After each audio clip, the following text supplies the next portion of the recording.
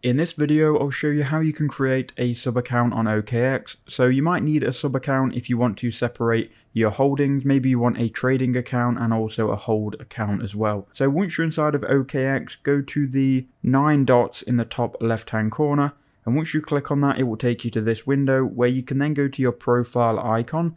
Now your profile icon is the person icon in the top right hand corner. Once you've done that, it's going to ask you to switch accounts. We can also create a sub account in this window as well. So if you look at the bottom here, you've got create sub account. Click on that and then choose the standard account. You can then enter in a sub account name. This has to be unique, so just create one and enter it here. So I'll just try and create crypto hold 1. This will be my hold account for crypto. You can enable deposits to this sub account. That will allow you to deposit from other wallets. You won't be able to deposit cash into this sub account though. You will be able to transfer internally though between your different accounts on OKX. So go ahead and click on create account and then continue through the verification.